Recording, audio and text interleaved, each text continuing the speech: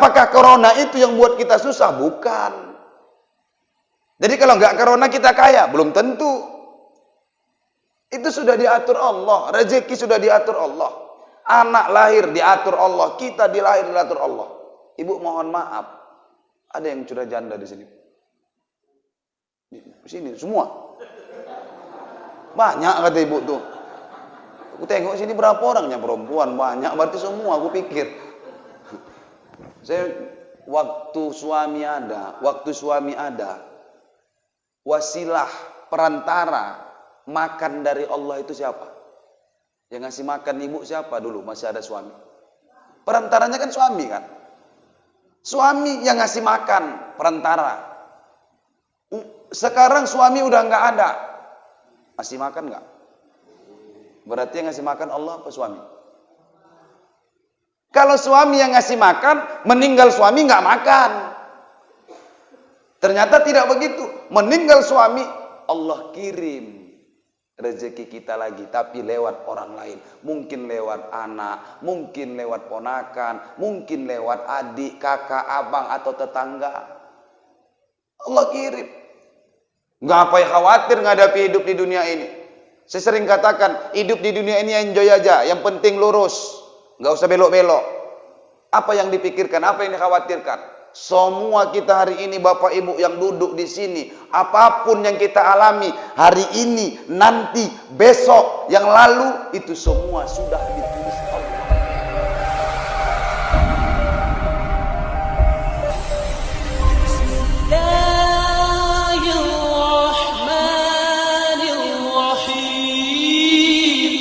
Bismillahirrahmanirrahim. Assalamualaikum warahmatullahi wabarakatuh.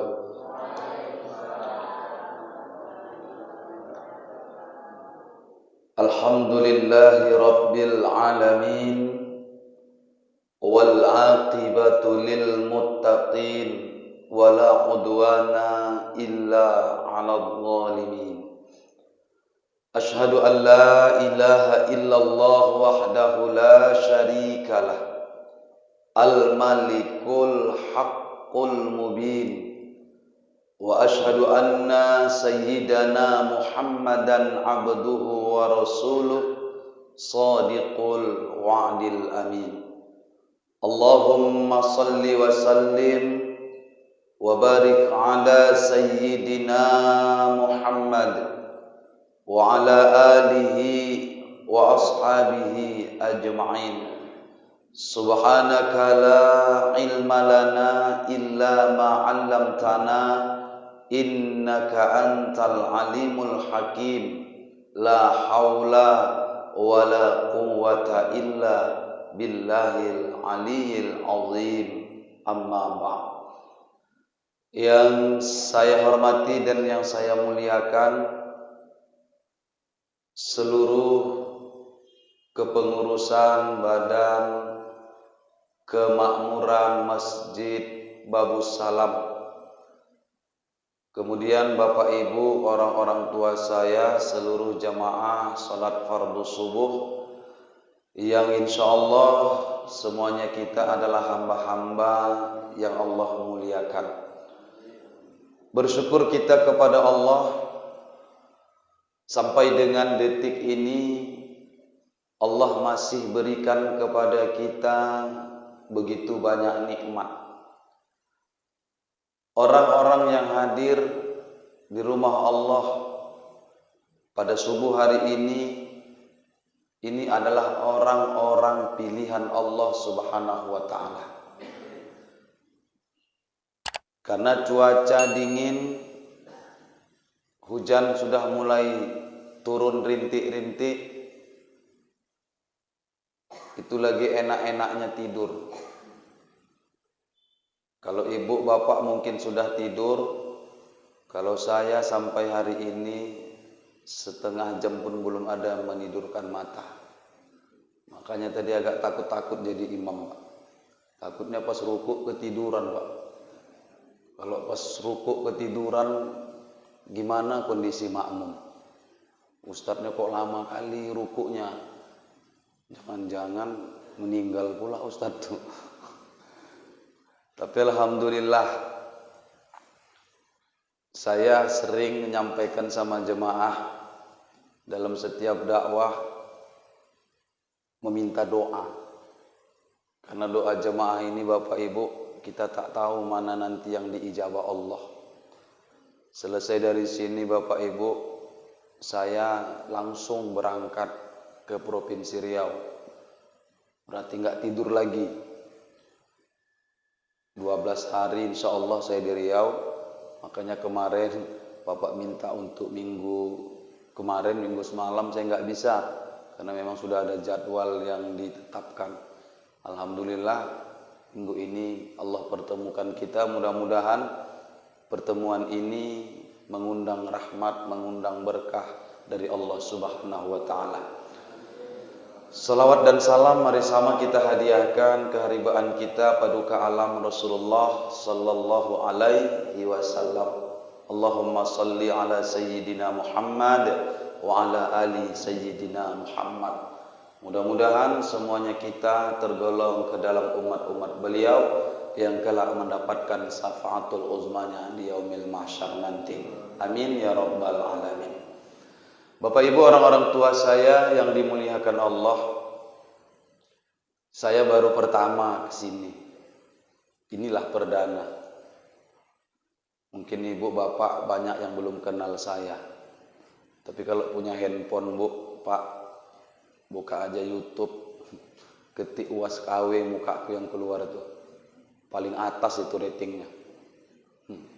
Bukan kaleng-kaleng. Tapi suara udah agak serak-serak ya Bu ya. Udah serak-serak becek. Karena memang tiap malam gak pernah pusing, begadang pula sering. Kadang-kadang kawan datang ke rumah, kawan datang nelpon, ngajak ketemuan, ngajak muzakarah. Ya terpaksa juga lah membagi-bagi waktu.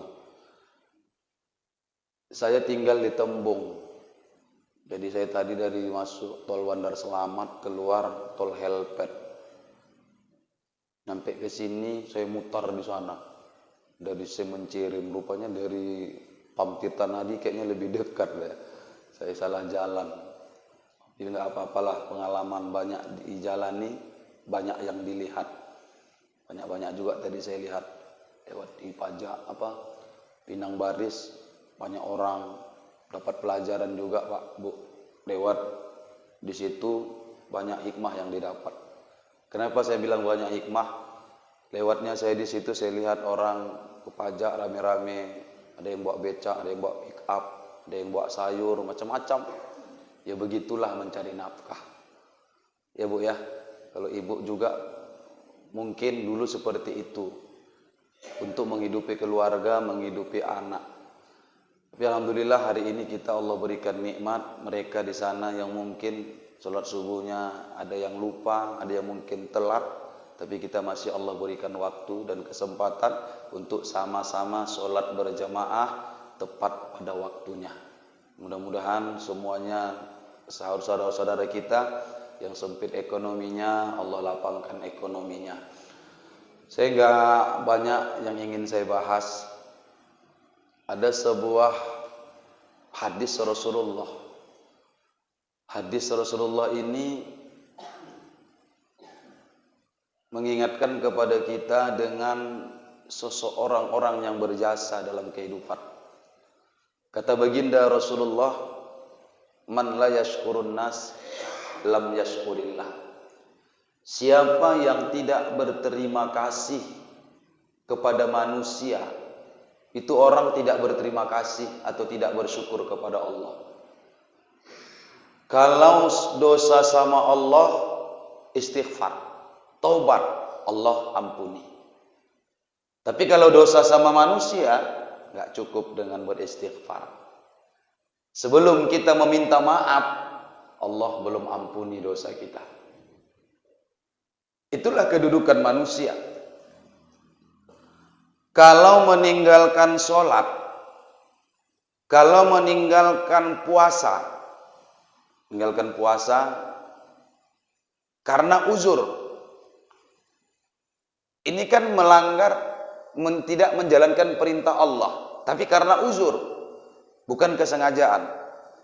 boleh bayar fidyah. Bayar fidyah kemana? Kepada manusia. Jadi manusia ini punya kedudukan. Mulia manusia ini Bapak Ibu. Contoh, ada makhluk Allah berikan akal, tidak diberikan Allah nafsu. Ada makhluk yang Allah berikan nafsu, tidak diberikan Allah akal. Tapi manusia, dua-duanya Allah berikan.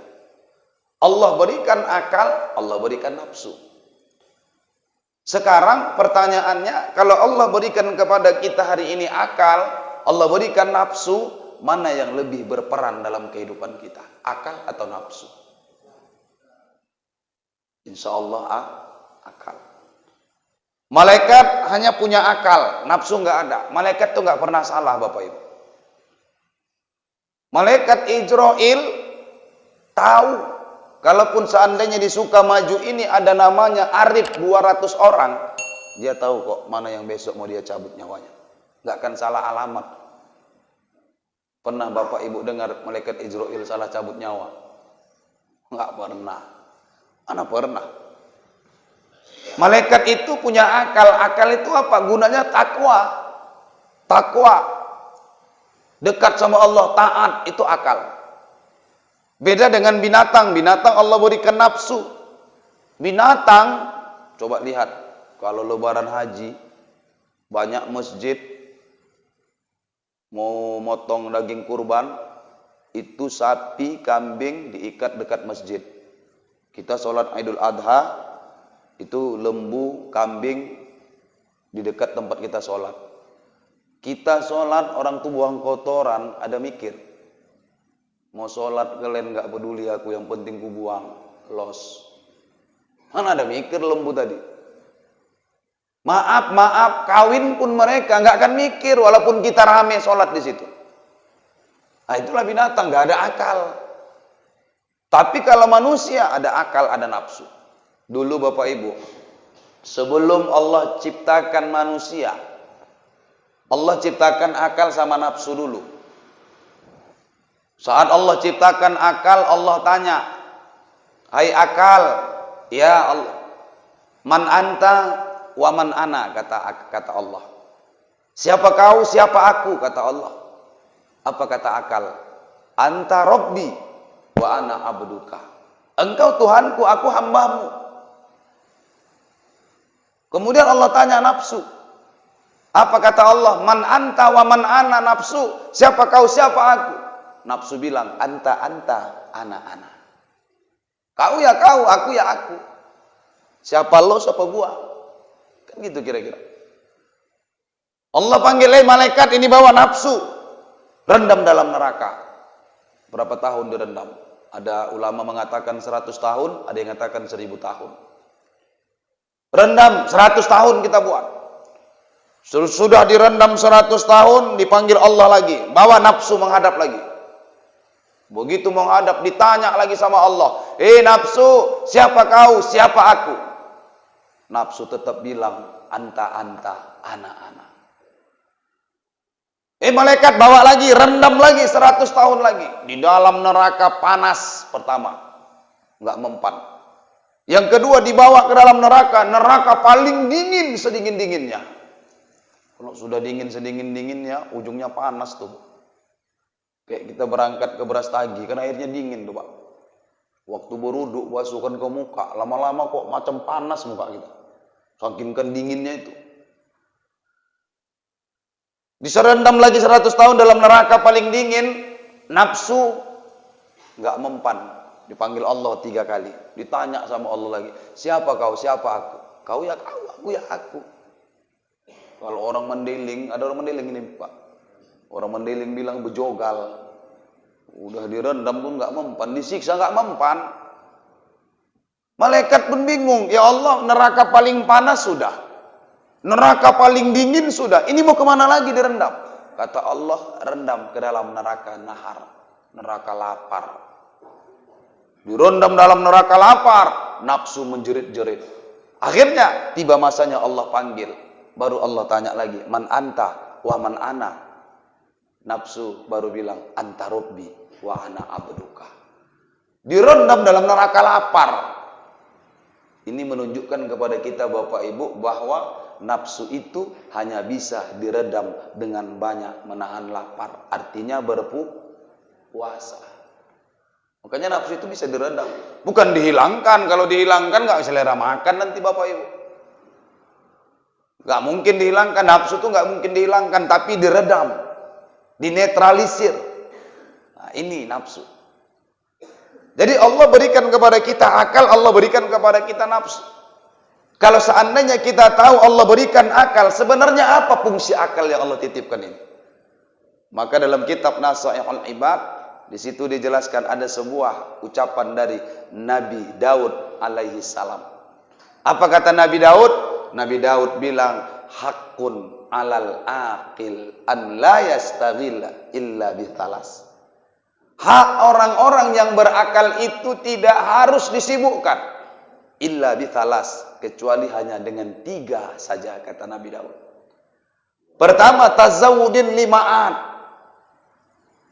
Tugas akal itu fungsinya tazawudin lima'at, memikirkan bekal apa yang sudah disiapkan untuk pulang kampung.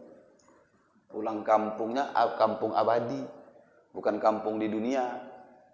Kalau bekal pulang kampung dunia, banyak kali kita siapkan, Pak. Saya perantau. Kalau udah mau pulang lebaran, belum lebaran beli memang sirup kurnia. Dikumpulin, roti kaleng kumpulin, sarung ada kumpulin. Untuk apa? Untuk pulang kampung. Mobil 1, anak cuma 2. Istri di depan, anak di belakang 2. Sirup penuh, roti kaleng penuh. Seanak awak pun mangku sirup kurnia. Nggak ada tempat lagi. Itu bekal pulang kampung di dunia. Ngutang pun awak sanggup. Yang nggak punya mobil, ngerental mobil pun sanggup. Biar dikatakan orang kampung dia punya mobil. Ngerental, ngutang kita mau. Pulang kampung dunia. Begitu susah payah kita utangkan. Begitu gigih kita cari. Kita siapkan bekal. Itu kampung dunia. Ini kampung abadi. Kampung abadi kita akhirat. Apa yang udah kita siapkan untuk pulang kampung ke sana? Ini fungsi akal pertama. Yang nggak ada jalan lain tuh yang kita siapkan apa? Amal ibadah. Harta kita bawa mati nggak? Kita bawa, Bu. Bawa. Siapa bilang harta nggak dibawa mati? Dibawa, tapi harta yang kita habiskan di jalan Allah. Harta duit yang diinfakkan ke masjid ini, diwakafkan ke masjid ini, itu sebenarnya tabungan kita. Orang menganggap yang di bank, yang di deposito, yang di berangkas itulah tabungan. Bukan, salah. Tabungan yang jangka panjang itu yang kita belanjakan ke jalan Allah. Ibu belanja ke pajak, punya duit 10.000, nyampe di pajak minum es cendol, ya kan, panas-panas terik matahari nampak es cendol kan enak, minum, udah enaknya sampai mana? Sampai leher, lewat leher enak, keluar jadi kotoran. Enaknya cuma di leher, harganya 8.000, berarti kembalian duit 2.000. Lewat ibu pulang nampak kotak infak, dimasukkan 2.000 tadi ke kotak infak. Harta ibu mana yang betul? Yang 8.000 atau yang 2.000? Yang 2.000. Zahirnya harta kita berkurang, hakikatnya itu tabungan. Sekarang kan orang, mohon maaf Bapak Ibu, mohon maaf saya, sekarang kotak infak yang datangi orang. Kalau dulu orang yang datangi kotak infak. Beda. Sholat Jumat aja kita Pak, kotak infak tuh pakai roda kayak main motor-motoran awak kalau ada Jumat. Tolak-tolakan. Dulu anak-anak tahulah di belakang, apa suruh, macam main mobil-mobilan orang tuh. Maka sering saya bilang, masjid-masjid sekarang buat kotak infaknya itu transparan. Begitu dijatuhkannya nampak berapa jatuh. Sekarang orang berinfak harus digitukan. Kalau enggak lah gaya tutup-tutup, tunduk, yang jatuh gopek. Makanya saya bilang buat kaca itu transparan. Iya, sekarang orang harus istilahnya kalau buah mangga itu kalau mengkal, nggak bisa jatuh sendiri, dijolok-jolok baru jatuh. Kita ini sekarang kayak buah mangga mengkal itu, kalau nggak dijolok-jolok nggak jatuh. Nggak jatuh. Ustadz aja udah jolok-jolok nggak ada air minum.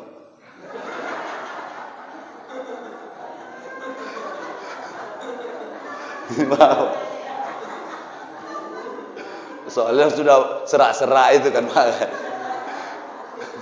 Bercanda Pak. Nggak bisa bercanda Pak. Izin Pak, izin Masya Allah. Nggak enak jadinya saya. Ya kan kita begitu kadang-kadang berinfak. Kalau nggak dipaksa payah Bapak Ibu. Sekarang orang ikhlas itu jadi tameng. Ikhlas jadi tameng. Biarlah 1000 Ustadz, yang penting kan ikhlas. Alah, itu bukan ikhlas, pelit. Sekarang konsep berinfak itu apa? Banyak ikhlas. Jangan dijual ikhlas itu sebagai senjata. Kalau memang sanggup ngasih yang banyak, udah kasih yang banyak.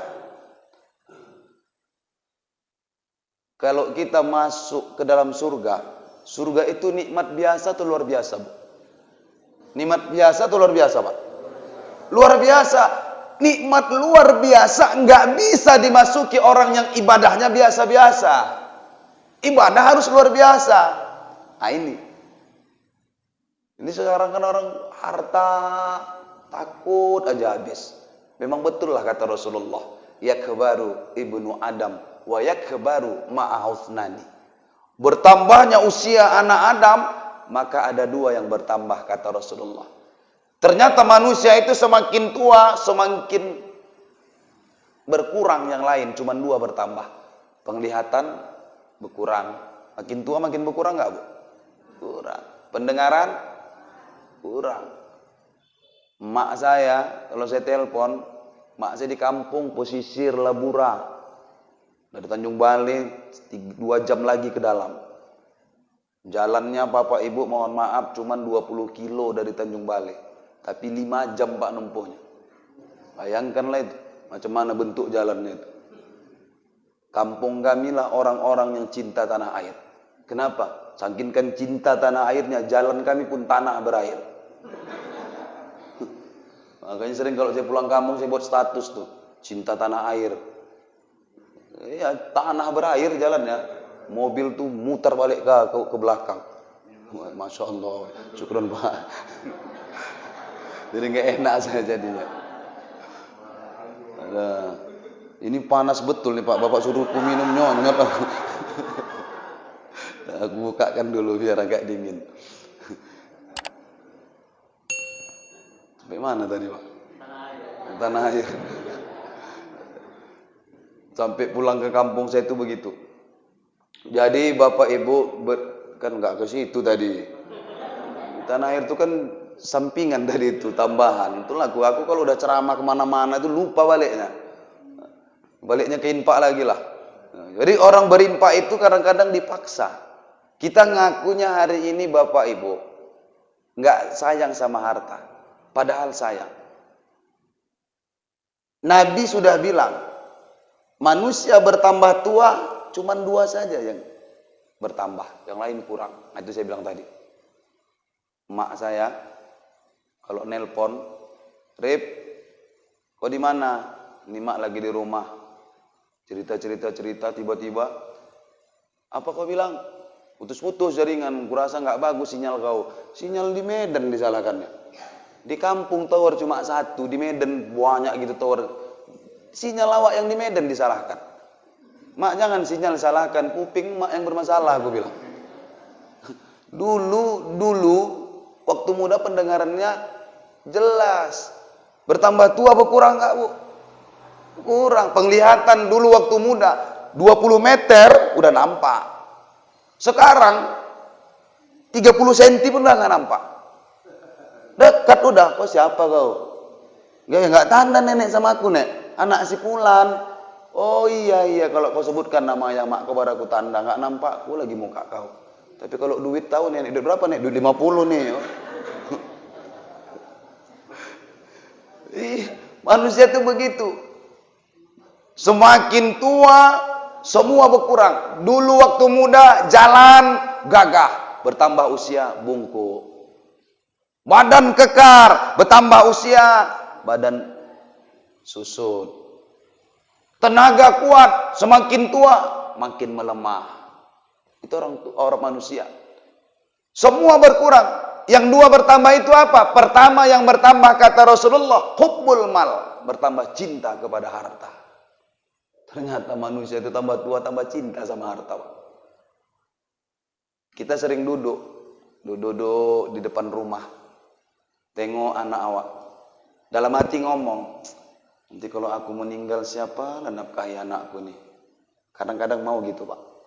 Kok kita mikirkan itu? Setiap anak yang dilahirkan ke dunia ini Allah sudah tanggung semua. Kok mesti takut? Sampai hari ini corona terus menghantui kita. Kemana-mana pakai masker kita Bapak Ibu. Masuk ke masjid suruh cuci tangan, masuk ke mall suruh cuci tangan. Capek awak cuci tangan, tak ada yang menyuruh awak makan. Cuci tangan aja nggak makan-makan. Sampai tangan awak nih kapalannya tipis setipis-tipisnya.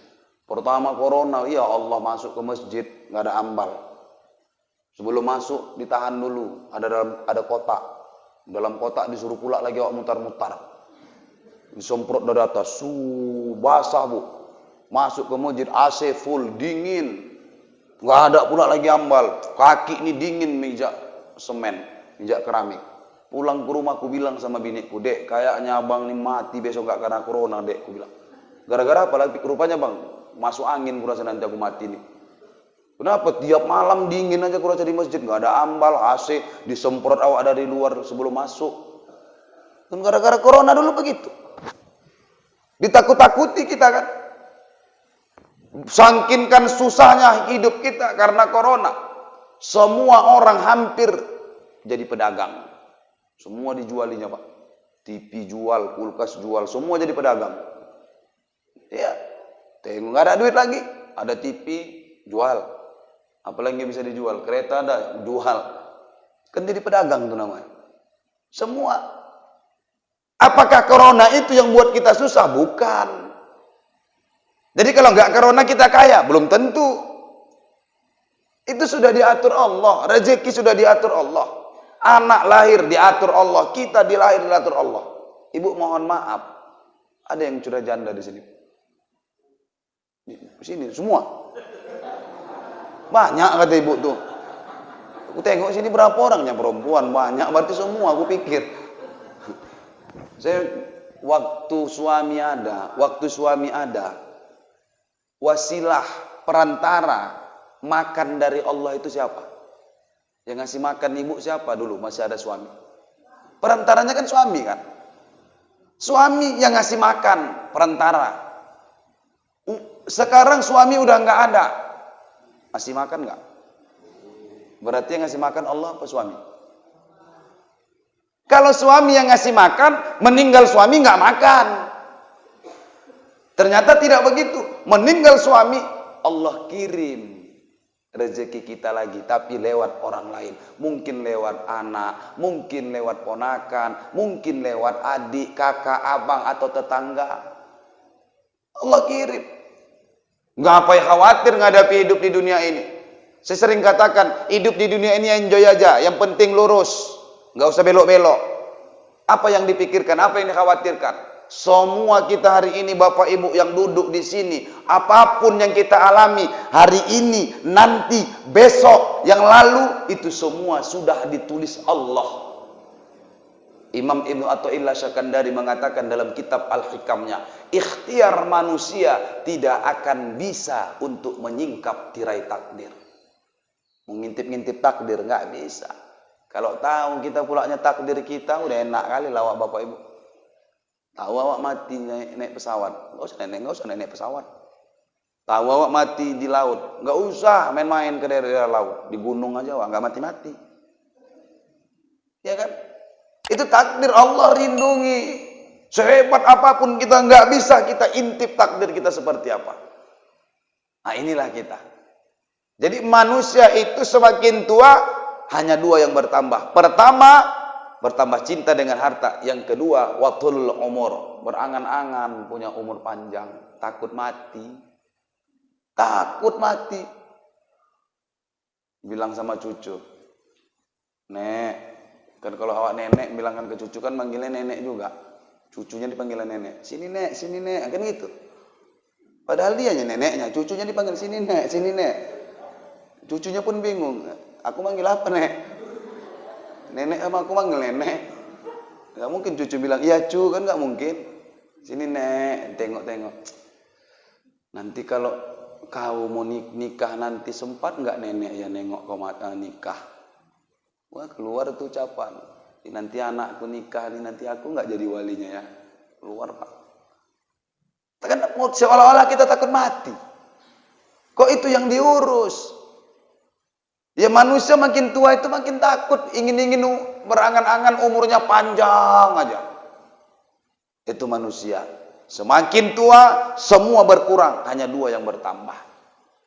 Hubbul mal. Makanya saya katakan tadi, akal itu pikirkan apa bekal yang kita siapkan untuk pulang kampung. Ya amal ibadah, harta hari ini ada, ayo berlomba-lomba kita. Cari orang-orang yang betul-betul bisa kita bantu. Ada masjid butuh bantuan, kasih.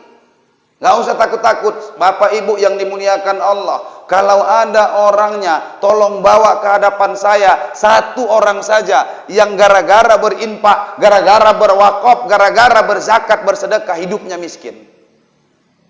Satu orang aja. Tak ada orang berinfak jadi miskin. Nggak ada orang bersedekah jadi miskin. Bahkan orang bersedekah banyak yang tambah kaya. Istajilu rizqi bis sedekah, kata Rasulullah. Percepatlah datang rezekimu melalui sedekah. Ternyata sedekah itu alat, umpan.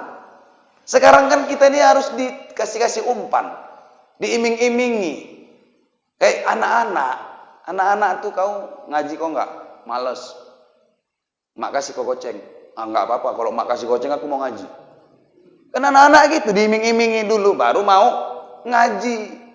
Ya kita pun kadang begitu Bapak Ibu, nggak masalah. Untuk fadilah nggak ada masalah. Tapi kan nggak hanya sebatas di situ aja ibadah kita. Yang kita inginkan apa? Yang kita inginkan ridho Allah. Kalau sudah Allah ridho dengan kita, apa yang kita mau semua akan diberikan Allah. Ini contoh. Ini air minum. Saya haus. Misal datang Allah bilang sama saya. Ini misalnya Bu, nggak mungkin lah aku pulangnya Allah bilang sama aku. Hebat kali Ustaz Arif, kayak Nabi pula dia. Ini misal, pengen dekatkan paham aja. Dibilang Allah, Arif, kau minum itu air. Ini perintah. Allah yang perintahkan. Ketika saya minum, itu perintah, disuruh Allah, saya juga haus. Saya haus, kan sakit. Rasanya haus itu kan sakit. Kita minum, saya minum air tadi. Hausnya hilang nggak? Hilang. Hilang nggak? Belum, karena belum keminum. Bismillah. Nah, hilang nggak? Belum, masih sedikit tadi.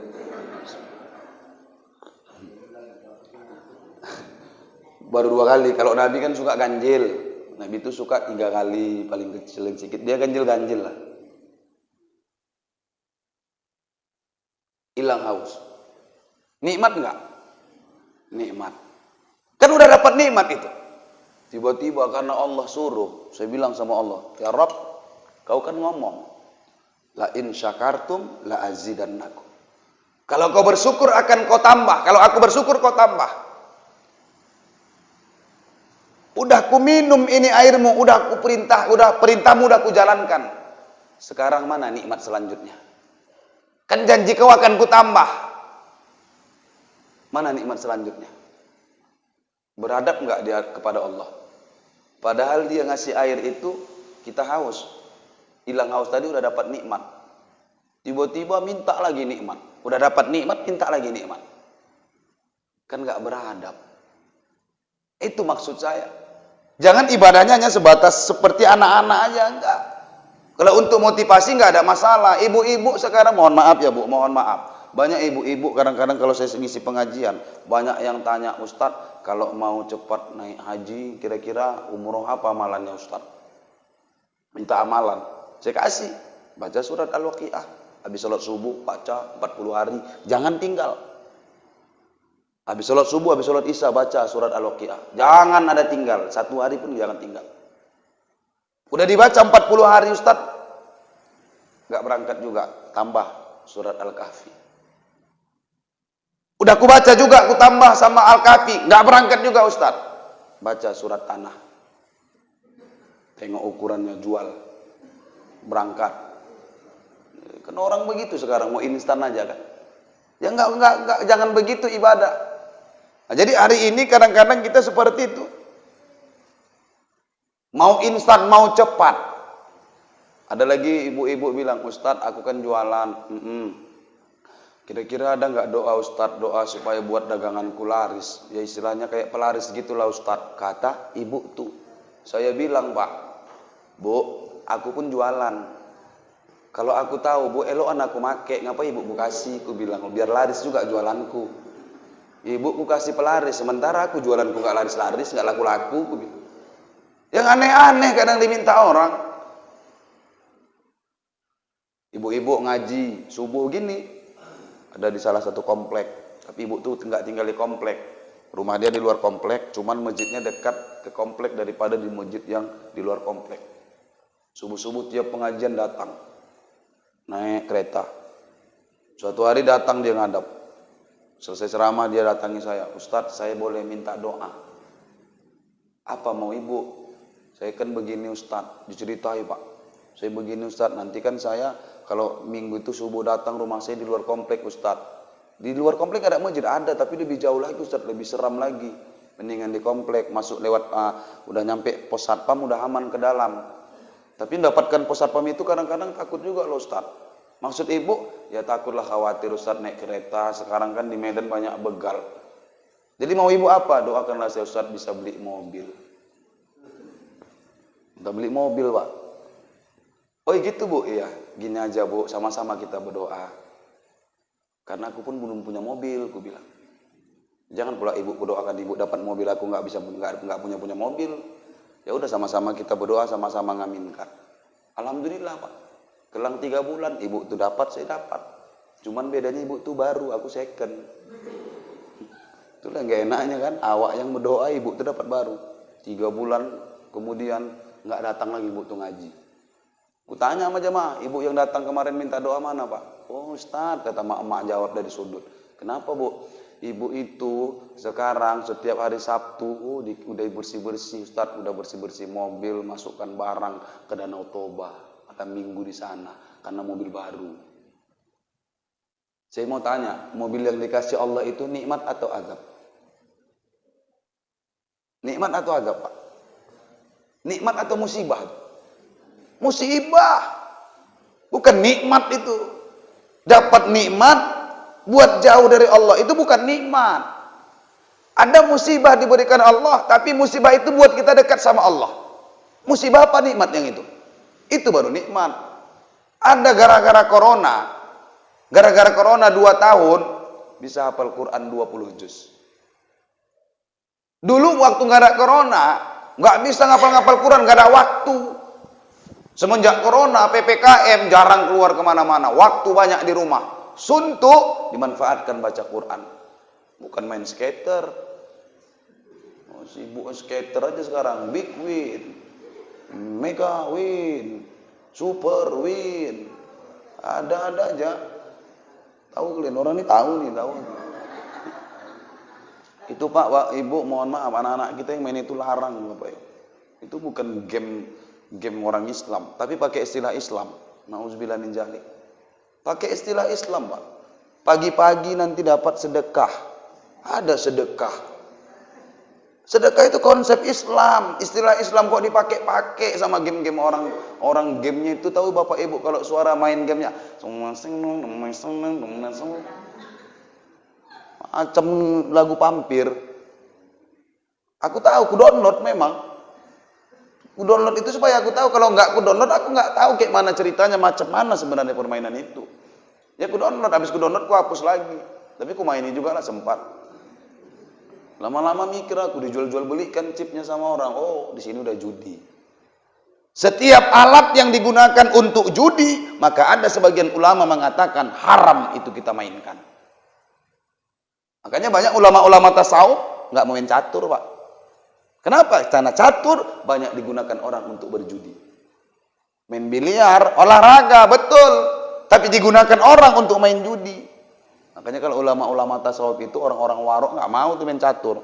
Mana mau orang tuh main catur? Jangankan yang haram, yang subhat pun mereka hindari. Ya kita juga maunya seperti itu. Insya Allah nggak bisa kita yang mau, nggak bisa nafsu kita yang mau ke situ. Itu Allah yang bimbing kita untuk sampai kepada makom itu. Insya Allah semua pasti akan disampaikan Allah kita kepada makom orang-orang yang seperti mengamalkan ilmu-ilmu tasawuf. Jadi Bapak Ibu, orang-orang tua saya yang dimuliakan Allah Subhanahu wa taala, larang itu anak-anak kita. Jangan kasih, periksa handphonenya. Makanya sering saya bilang, ibu-ibu jangan gaptek. Pelajari itu Android. Jangan nggak ngerti. Tapi penyakitnya kalau emak-emak pandai Android, lebih eksis pula emak daripada anaknya. Itu yang jadi masalah. Di Facebook tuh ku tengok banyak emak-emak daripada anak gadis kawan Facebook bu. Iya, di mana-mana selfie, mana-mana selfie, mana-mana streaming. Curhat sama orang. Ya kan? Ya kita paham bukan untuk itu. Pahamnya paling tidak anak kita ada pakai aplikasi. Aplikasi itu mengundang maksiat. Kita paham itu apa itu? Apa aplikasi apa itu? Ini mak. Hapus. Kita harus ngerti. Sekarang kita bebas-bebaskan aja anak main handphone. Tapi kita nggak paham. Makanya orang tua jangan nggak paham bu. Belajar. Belum punya ibu yang di sini hadir. Belum punya Android. Pulang dari sini minta sama lakinya Android. Baru pening bapak tuh. Gara-gara ustadznya aja nih minta Android bini awak semua. Biar tahu. Kan begitu sekarang.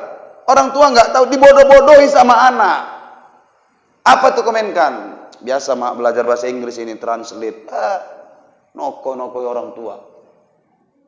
Udah nanti itu ada pas taruhannya Pak, Bu, taruhannya ada namanya 80.000. Ini 80.000 ini apa? Taruhan Ustadz. Itu taruhannya itu jangan kita naik-naikkan. Harus istiqomah aja di 80. Istiqomah pula dibilang orang. Ku tampar mulut kau bilang istiqomah, aku bilang kau bawa-bawa pula istilah Islam untuk main judi. Kan ini bahaya ini. Ya kita juga harus paham itu. Bapak Ibu mohon maaf, itu harus kita pahami, kita lihat sehingga kita bisa mengawasi anak-anak kita. Enggak sembarangan aja untuk main-main game. Itu yang pertama. Amal ibadah itu kuncinya, nggak ada yang lain. Apapun, mau sehat ini gunakan ibadah. Harta gunakan ibadah. Suami gunakan untuk ibadah. Istri gunakan untuk ibadah. Ibu, istri ibadah melalui suami. Banyak, gampang, mau masuk surga, mudah. Suami. Jalannya suami. Contoh, minum dikasih sama suami. Suami pulang kerja capek letih, itu ibadah. Makanya suami kalau berangkat dari rumah ditanya anak, ayah mau kemana ya? Cari duit. Salah. Cari duit kemana? Tong sampah nyarinya. Ya jawabannya harusnya apa? Menjemput rezeki. Rezeki itu dijemput. Allah sudah kasih, sudah tetapkan. Kita hanya jemput aja keluar. Jemput rezeki. Nah, melangkahkan kaki.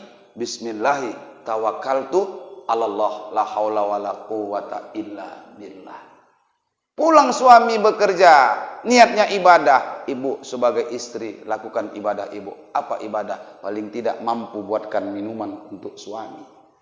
Diminum suami setetes, setetes diminumnya bu. Satu dosa ibu diampunkan Allah.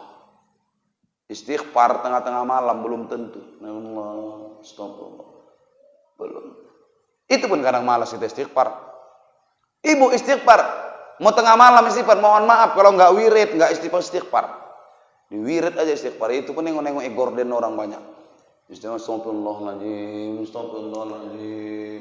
Kak cantik gordennya kayak astagfirullahaladzim. Ya begitu kadang kita. Nggak serius minta ampun sama Allah. Tapi ketika ibu berikan minuman kepada suami, setetes dia minum, satu dosa Allah ampuni. Apalagi besok hari Senin, Bu, laki kerja pulang, buatkan minuman 1 tong buat. Baru laki bingung, kok banyak kali kau buat deh. Dosaku banyak sama abang, bang. Banyak gimana dosa kau? Ya banyak lah bang. Apa dosa kau sama aku? Ya memang abang nggak tahu bang. Loh, kok nggak tahu aku? Memang nggak tahu abang. Abang kalau pulang kerja itu abang masuk kamar mandi, celana abang yang tergantung tuh kubongkari bang, ada uang goceng 2.000 ku ambilin. Tiap hari bang, itulah dosa ku banyak sama abang. Na'udzubillah min dzalik. Ya makanya min, kubuatkan banyak. Ya, tapi kan nggak usah kayak gini juga lah, banyaknya masa 1 tong kau buatkan. Kayak mana aku minumnya, ada aja kau. Yang udah urusanku itu bang, pokoknya bang habiskan. Mau kayak mana bang minumnya, caranya udah ada cara. Kayak mana caranya? Buka aja mulut abang, ambil corong bu. Corong isi bensin dulu kan ada. Ibu isi kan ke mulut bapak. Habiskan bang. Insya Allah neraka tempat ibu. Bukan surga itu berlebihan namanya. Ya sekedarnya. Enak kok, tinggal mau pilih. Mau dari mana ibu masuk surga? Mau dari timur, dari barat, utara, selatan? Mau naik sepeda motor, naik mobil, pesawat, jet? Tinggal pilih mau secepat apa. Baktikan hidup kepada suami. Suamiku mabuk aja Ustaz, nggak mau aku ngurusnya, nggak mau aku ngelayaninya, nggak mau aku masakkannya. Nggak urusan ibu. Mau suami bermaksiat nggak urusan. Ibu saya tanya, kalau suami bermaksiat, ada nggak pertanggungjawaban istri di hadapan Allah? Ada? Tidak. Tapi kalau istri bermaksiat, ada nggak pertanggungjawaban suami di hadapan Allah? Ada. Maka kalau ini kita pahami, harusnya suami yang meriksa handphone bini. Sekarang kok terbalik? Kok bini yang meriksa handphone laki coba? Kan terbalik nih zaman. Ya karena memang laki-laki sekarang banyak kurang ajar. Nomor handphone perempuan dibuatnya namanya si Udin. Coba jangan tahu bininya. Macam-macam. Jadi ibadah ibu tuh lakukan. Mau suami bermaksiat di luar kayak nggak urusan. Asyah Fir'aun suaminya, ngaku Tuhan lagi. Bahkan pengabdian dia kepada suaminya itu salah satu jalan dia meraih ridha Allah Subhanahu wa taala. Seandainya manusia itu boleh sujud di kaki manusia, maka akan aku suruh seorang istri sujud di kaki suaminya, kata Rasul. Cuman nggak boleh manusia itu sujud di kaki manusia. Nggak boleh. Kalau boleh, istri disuruh Rasul sujud di kaki suaminya. Begitulah mulianya suami di hadapan istri. Enak tinggal pilih. Suami mau masuk surga sama istri, enak. Enak pak. Cium kening bini kalau mau tidur. Pernah ibu cium kening ibu tidur? Mau tidur. Awak jangan kan mau tidur, mau pergi kerja nggak pernah cium. Ciumlah. Tapi ibu kalau mau dicium laki keningnya jangan taruh balsam. Ya panas mulut suami ciumnya itu, nggak mau tuh lagi cium. Besok nggak mau cium kening kau lagi, karena panas muncungku. Ada parfum lah biar wangi. Kan begitu. Cantik-cantik kita untuk suami, bukan untuk orang. Nggak apa-apa. Bunyikan pak. Kalau suami itu nggak mau, nggak. Kalau bini bilang nggak bunyi bang, bunyikan. Bunyi nggak masalah. Kenapa orang bini kita kok? Yang salah tuh cium bini orang itu baru salah. Kalau bini kita udah nggak urusan sama orang. Aisyah aja manja-manja sama Rasul, duduk di teras rumah, Aisyah senderkan kepalanya ke bahu Rasulullah. Apa kata Aisyah? Bang, apa dek? Doakan aku apa bang? Kau mau doa apa? Doakan supaya dosaku diampunkan Allah. Doanya Aisyah minta sama Rasul. Aisyah minta doakan sama Rasul, bukan minta belikan emas. Bang, aku nggak ada emasku bang, belikan apa bang? Tetangga banyak kali emasnya loh bang. Masa undangan kami sama, jelek kali ke jariku dia bang. Undangan empasnya cantik nampak. Apalagi kalau belanja bang, waktu dia beli kerang nggak tahu bang, semua jarinya beremas. Milih kerang jarinya nggak diam-diam bang, biar nampak orang.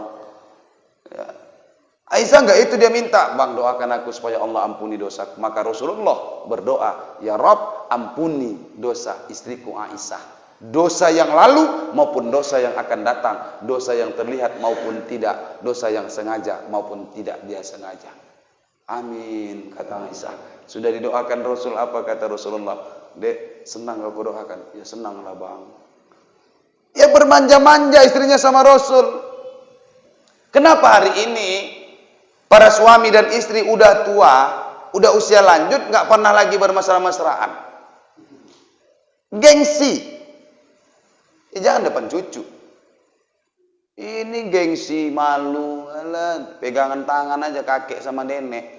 Datang cucu bilang, alah nenek sama kakek sok kali, alah. Malu awak, Pak? Malu. Ya dibilang lah orang nenek kok nggak apa-apa lah sama kakek. Kakek sama nenek pegang-pegangan bukan apa. Kakek sebelah kanan nggak kuat, nenek kau sebelah kiri, makanya pegang-pegangan biar sama-sama kuat-kuatan. Ya kan jelaskan, Pak, bisa caranya. Banyak kok cara kita. Nah, jadi seperti itu Bapak Ibu orang tua yang dimuliakan Allah. Udah yang kedua, udah 1 jam baru pertama. Itulah kok ceramah itu memang. Yang kedua, tugas akal itu wa mu'natul lima'ash. Mencari bekal untuk kehidupan dunia. Ini berarti Bapak Ibu kita disuruh hidup jadi orang kaya. Jadi orang kaya kita disuruh. Nggak ada ayat Al-Quran maupun hadis nyuruh kita hidup miskin, nggak ada. Yang ada nyuruh bantu orang miskin, nyantuni anak yatim. Idza qudiyatis shalah fantashiru fil ard wabtaghu min fadlillah. Apabila salat sudah kau kerjakan, sudah kau tunaikan, fantashiru fil ard, maka bertebaranlah kau di muka bumi ini. Untuk apa bertebaran? Wabtaghu min fadlillah, cari karunia Allah, kumpulkan harta. Tapi jangan gara-gara kau mengumpulkan harta sibuk kerja siang dan malam sampai perintah Allah kau tinggalkan. Cari aja harta, nggak masalah. Jangan tinggalkan anak cucu kita hidup dalam keadaan fakir. Kita meninggal dunia ada harta yang kita tinggalkan buat anak cucu, karena fakir itu dekat dengan kekafiran. Banyak orang murtad gara-gara nggak punya duit, dikasih duit keluar dari agama Islam. Jadi Islam nyuruh hidup kaya. Ibadah Islam nggak ada yang nggak pakai harta, Bu. Ada nggak ibadah dalam Islam ini nggak pakai harta? Coba tunjukkan satu aja. Atau kita sebut aja rukun Islam ada 5. Pertama syahadat. Syahadat oke, kita buat nggak pakai uang. Itu yang sudah Islam. Kalau orang masuk Islam, syahadat surat menyurat bayar juga. Pakai duit juga. Sholat pakai duit nggak? Masuk ke masjid aja nggak pakai duit, Pak. Kan nggak ada orang masuk ke masjid, sholat maghrib misal. Assalamualaikum, ada yang jaga pintu, satu orang. Waalaikumsalam. Ibu mau sholat? Ya. Sholat apa ini? Ya maghrib. Berapa rakaat? Pakai qobliyah apa? Pakai qobliyah ba'diyah? Enggak. Maghrib aja 3 rakaat. Udah, sini 1 rakaat 10.000. Berarti 3 rakaat 30 ada. Mana ada? Kan nggak ada kita diminta. Tapi ingat, kita sholat itu harus bersih tempat, bersih pakaian, bersih badan daripada hadas besar dan hadas kecil. Membersihkan badan, pakai sabun nggak? Pakai air nggak? Oh, air nggak bayar Ustaz, kami pakai sumur. Oke, pakai sumur. Mesin yang nariknya nggak pakai listrik. Listriknya nggak dibayar. Kan gitu. Bersih pakaian, nyucinya pakai duit nggak? Bahkan pakaiannya beli pakai duit nggak? Pakai. Bersih tempat, ambal disiapkan, keramik dibersihkan, masjid ini bangun nggak pakai duit. Semua ibadah Islam itu pakai harta. Makanya disuruh kita jadi orang kaya. Jangan, Pak, udah ngaji tasawuf jangan berpikiran kita ini sempit. Sampai ngomong apa? Alah Ustaz, kalau kaya nyawa, kalau nggak kaya nggak akan kaya, kata Allah. Betul secara tauhid. Kalau rezeki Ustaz di gunung tuh turun tuh. Tapi kalau nggak rezeki yang di mulut tuh bisa tumpah balik. Betul, tapi hati-hati, itu bisa cara setan menggoda kita supaya kita jadi orang yang pesimis, sehingga apa? Hidup kita terus miskin. Tidak akan berubah nasib satu kaum kalau bukan kaum itu yang merubah nasibnya sendiri. Artinya hidup itu pilihan Bapak Ibu. Bapak Ibu mau kaya atau miskin, Bapak Ibu yang milih. Ada ikhtiar. Allah nggak nyia-nyiakan. Kita nggak tahu takdir kita. Yang dikatakan takdir sesudah terjadi, barulah dikatakan takdir. Jadi cari harta, kumpulkan, nggak ada masalah. Tapi ingat perintah Allah. Yang terakhir, mencari harta itu dengan apa? Dengan cara yang halal. Wa talabin ladzatin bihalal. Ketika kau mencari nikmat itu dengan cara yang halal, jangan yang haram. Dalam kitab Arba'in An-Nawawiyah, hadis 42, di hadis yang ke-10, boleh Bapak Ibu baca. Di hadis yang ke-10 itu menceritakan ada seorang hamba Allah, rambutnya kusut, nggak mau disisir, nggak mau dicuci. Kenapa? Karena takut dia rambutnya gugur. Kalau rambutnya gugur, dia bayar denda. Kalau orang rambutnya gugur bayar denda, ibadah apa itu, Pak? Haji atau umroh? Doa yang makbul, doa yang diterima Allah itu ada dua, Bapak Ibu. Pertama musafir, yang kedua doa orang tua kepada anak, itu diterima Allah. Maka jangan pernah ibu bosan doakan anak. Diterima Allah. Doa musafir, ada orang berangkat umroh, berangkat haji, ini musafir, rambutnya kusut, berdebu, tak berani dia cuci, tak berani dia sisir karena takut dia bayar dam. Berdoa dia di depan Ka'bah. Depan Ka'bah berdoa, di tanah haram, di rumah Allah. Bahkan dia angkat tangannya, ya Rabb, ya Rabb, dia panggil lagi nama Allah, ya Rabb, ya Rabb. Tapi doanya ditolak oleh Allah. Kenapa? Rasul katakan, makanannya makanan yang haram, pakaiannya pakaian yang haram. Sekarang kita nggak makan haram, babi nggak kita makan lagi, tidak tahu kita itu. Ada haram secara zat, ada haram secara mendapatkan. Kalau babi jelas zatnya haram. Ayam haram nggak? Tapi kalau ayam curian kan beda nih. Haramnya karena mendapatkan, bukan zatnya. Kita kadang-kadang nggak haram secara zat, cara mendapatkannya yang kita terkena. Mendapatkannya sampai nyinggung orang, sampai sikut sana, sikut sini. Akhirnya apa? Doa awak capek, awak sholat berdoa tak diterima-terima Allah doa tadi. Dikasih Allah pula nikmat makin banyak. Wah, disangkanya nikmat, rupanya istidrak. Makanya hati-hati Bapak Ibu. Tetap kita pikirkan persiapan untuk pulang kampung ke akhirat. Karena dunia ini baru alam yang ketiga. Ada 5 alam diciptakan Allah buat kita. Pertama, alam ketika kita bersaksi. Allah tanya, alastu birabbikum? Bala syahidna. Di situ adalah alam ruh. Ketika sudah alam ruh, kita ditiupkan ke alam rahim. Alam yang kedua.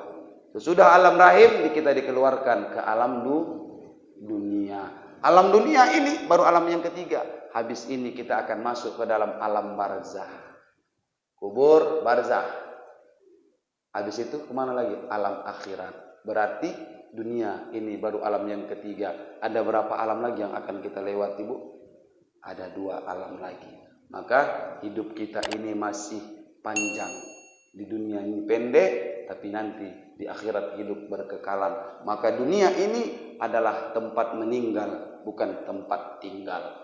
Ayo siapkan bekal kita untuk pulang kampung, ke kampung abadi kita, yakni akhirat. Mudah-mudahan dengan ibadah-ibadah kita hari ini itu menjadi sebab Allah akan masukkan dan kumpulkan kita bersama keluarga kita, orang-orang tua kita, terkhususnya kepada Rasulullah sallallahu alaihi bersama Rasulullah sallallahu alaihi wasallam di dalam surga Allah Subhanahu wa taala. Amin ya rabbal alamin. Ini saja Bapak Ibu. Mohon maaf saya atas segala kekurangan dan kekhilafan. Kepada Allah saya memohon ampun. Unzur maqala wala tanzur man qala. Lihatlah yang disampaikan, jangan pernah lihat siapa yang menyampaikan. Karena yang menyampaikan belum tentu lebih baik, lebih mulia, lebih alim daripada seluruh jemaah orang-orang tua saya yang mendengarkan apa yang saya sampaikan. Nasrun minallahi wa fathun qarib wa basyiril mu'minin. Assalamualaikum warahmatullahi wabarakatuh.